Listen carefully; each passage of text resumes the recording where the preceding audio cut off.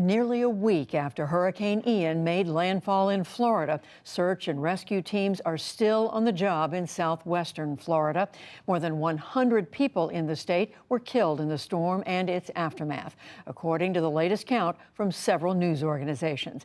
And utility workers say that it will likely take until the weekend for all power to be restored.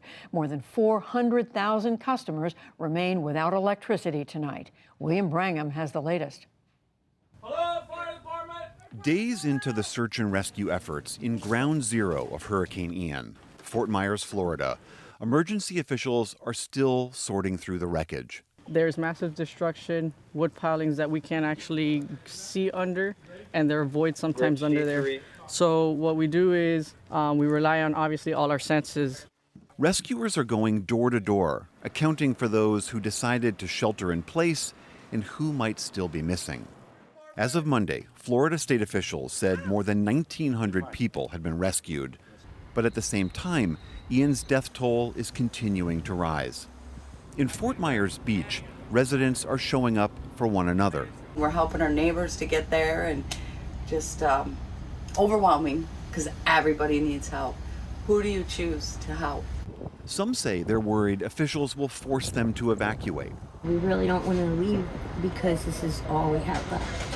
And they're not even letting the homeowners back to the beach.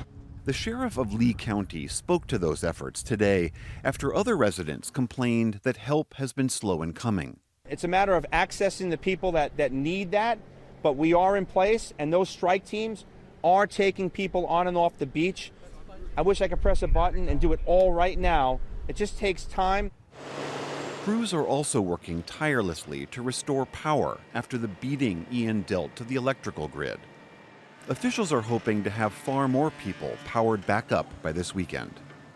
In Cuba, where the power situation became a point of national contention, most residents had their lights back on by Monday.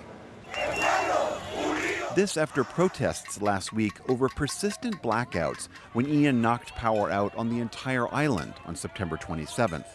This has been terrible. No light, no food. We lost everything in our freezer. Awful. Protests had subsided by Sunday evening. Okay. Stop. Back in Florida, Governor Ron DeSantis pushed back on reporters who again asked about the timing of evacuation orders in Lee County. We should be focusing on lifting people up and stop incessantly talking and trying to cast aspersions on people that were doing the best job they could with imperfect information. President Biden is scheduled to travel to Florida tomorrow. For the PBS NewsHour, I'm William Brangham.